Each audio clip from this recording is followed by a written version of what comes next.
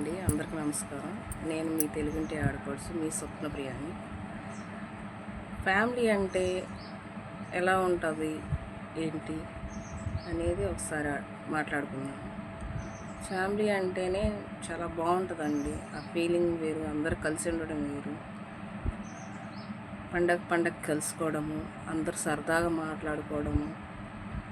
ప్రతి పండగకి అందరూ సరదాగా మాట్లాడుకుంటే చాలా బాగుంటుంది.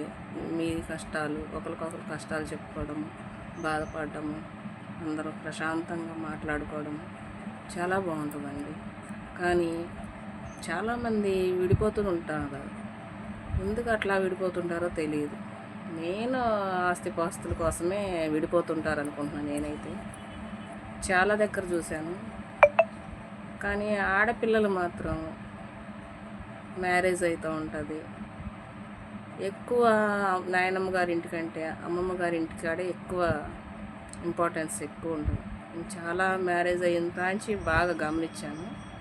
అమ్మమ్మ గారి ఇంటికాడే ఎక్కువ ఇంపార్టెన్స్ ఎక్కువ ఉంటుంది. ఇటు తల్లిగారి తరపున, మన అమ్మగారి తరపున ఎక్కువ అమ్మమ్మ గారి ఇంటికాడే ఎక్కువ ఇంపార్టెన్స్. చాలా వరకు మ్యారేజ్ అయిన కానీ చూస్తూనే ఉన్నాం. అమ్మమ్మ గారి ఇంట్లోనే ఎక్కువ విలువ ఉంటుంది ఆడపిల్లలకి. అమ్మమ్మ గారు ఉన్నంతసేపే ఏదైనా బాధ్యత అయినా ఏదైనా కానీ చాలా బాగుంటుందండి. ప్రతి పండగకి అందరూ వస్తుంటారు, కలుస్తారు. పండగకి, సంక్రాంతి పండగకి, భోగి, కనుమ, ఇలా క్రిస్మస్ అని, జనవరి ఫస్ట్ అని అందరూ బాగా కలుస్తుంటారు. సరదాగా 4 రోజులు గడిపించి వెళ్ళిపోతుంటారు. ఏదైనా కష్టం వచ్చినా కానీ ఆడపిల్లకి అమ్మమ్మ గారి ఇంటికి వచ్చిద్ది, వాళ్ళ అమ్మ ఇంటికి వచ్చిద్ది. ఆ 4 రోజులు ఉంటుంది, సరదాగా ఉంటుంది, బాగుంటుంది. మీరు కూడా అలాగా వెళ్తుంటారా?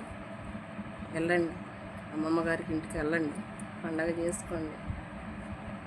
పనులు అనేవి ఉంటుంటాయి, అదేమీ పెద్ద బాధ్యత ఏం కాదు. పనులు పక్కన పెట్టండి.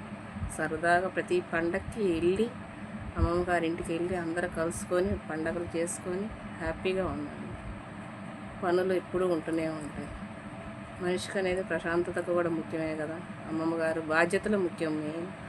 ఆస్తిపాస్తులు పక్కన పెట్టండి, తర్వాత సంగతి. ఆస్తిపాస్తులు ఇవ్వాలుంటాయి, రేపు పోతుంటాయి. బంధుత్వాలు ఉండవండి. నాకు తెలిసినంతవరకు చెప్తున్నాను, ఎవరు ఫీల్ అవ్వద్దు. మీకు అందరూ కలిసి ఉండడం ఇష్టమైతే లైక్ చేసి, సబ్స్క్రైబ్ చేసి, షేర్ చేసి. నేను మీ తెలుగింటి అమ్మాయిని, మీ తెలుగింటి ఆడపడుచుని, మీ స్వప్నప్రియాని. అందరికీ హాయ్, బాయ్.